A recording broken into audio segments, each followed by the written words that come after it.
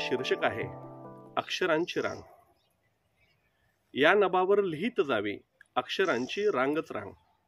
या नभावर लिहित जावी अक्षरांची रांगच रांग। अक्षरातून त्या फिटावे समाजाचे हरेक पांग। आपल्या स्वप्न क्षितिजाच्या कक्षा रुंदावण्यात आपण सारेच मशगूल असतो। आणि का नसावं? जन्म एकदाच, मग जगायला हवा प्रत्येक क्षण अगदी मनसोक्त। मनाला वाटेल तसा बिनधास्त, मनाचे वाटे करीत चाललो मी, अशी अवस्था अनेकांची असते। प्रत्येक क्षणांचा आस्वाद घ्यायलाच हवा। हा आस्वाद तसा तर प्रत्येकाच्या आवडीनिवडीनुसार असतो। माणसाची स्वप्न केवढी असावेत हा खरं तर वादविवादाचाच विषय आहे।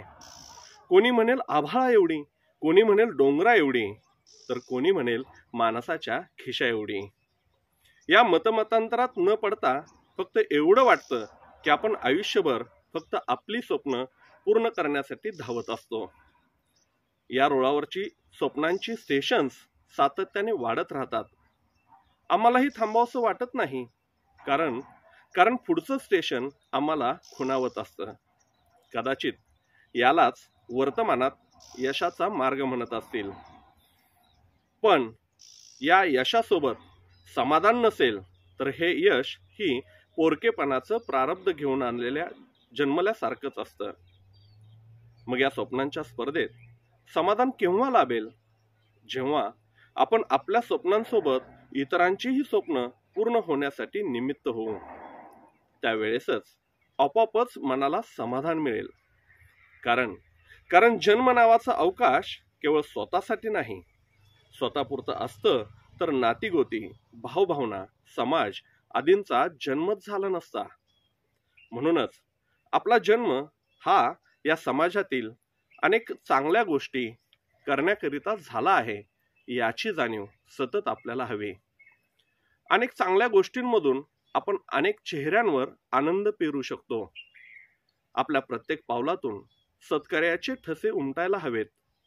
त्या प्रत्येक ठशात प्रतिबिंबित व्हावं समाजमन, समाजातील वंचित घटक, अशा घटकांच्या गरजा, त्या गरजांची तीव्रता, या गोष्टींची जाणीव माणसाला हवी। कारण जगण्याचा अवकाश, आभाळ हे भावभावनांच्या अनेक प्रत्येकारांचं उगमस्थान आहे। अशा वेळी या जगण्याच्या नभावर जाणीवांच्या अक्षरांची रांग लिहायला हवी। कारण हीच जाणीवांची अक्षरं आमचं जगणं समृद्ध करीत असतात।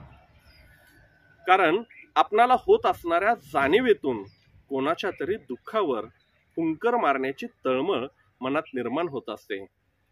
त्यातून दुःख जाणण्याचा प्रवास सुरू होतो।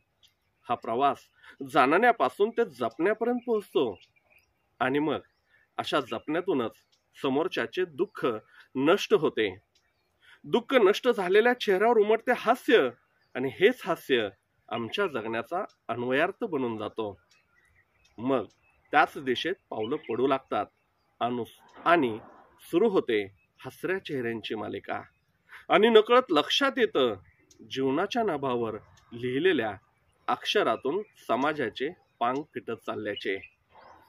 पूर्व प्रकाशित दैनिक लोकमत, सोलापूर, दिनांक 24 मे 2017।